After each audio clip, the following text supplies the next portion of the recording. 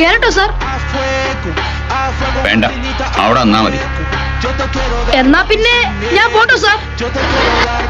താൻ പോയി ആ മൂലക്കിനില്ലേ?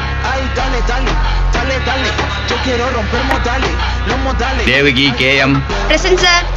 മീര A. Present sir. ആദ്യമായി പഴയ പാഠം. മലയാള ഭാഷയിൽ ആദ്യമായി അച്ചടിച്ച പുസ്തകം ഏതാണ്? സംക്ഷേപ വേദാർത്ഥം. എവിടെയാണ് ഈ പുസ്തകം അച്ചടിച്ചത്? ഇറ്റലിയിൽ. പുസ്തകം എഴുതി അച്ചടിപ്പിച്ചത് ഫാദർ ക്ലെമന്റ് ആണ് സാർ. ഇനിയത്തെ ചോദ്യത്തിന് അജയകുമാർ ഉത്തരം പറയേണ്ട. സമുദ്രത്തിൽ മുങ്ങിപ്പോയ കപ്പൽ ഉദ്ധരിക്കുന്ന പ്രവൃത്തി പോലെയാണ് ചരിത്രാഖ്യായിക നിർമ്മാണം. എന്താണ് പുത്തേഴ് ഇതുകൊണ്ട് ഉദ്ദേശിക്കുന്നത്?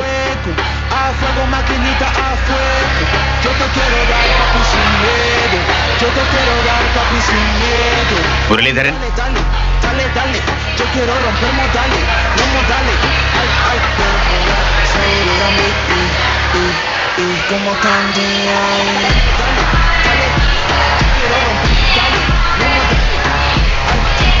ഉത്തരം പറഞ്ഞാൽ എനിക്കിരിക്കാവോ സാർ?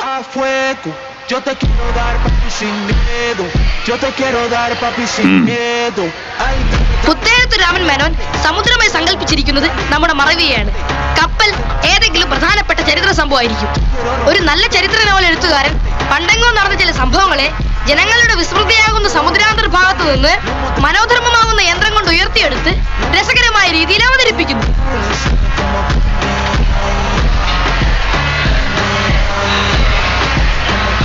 ും വണ്ടികളും ഇരുന്നോളൂ.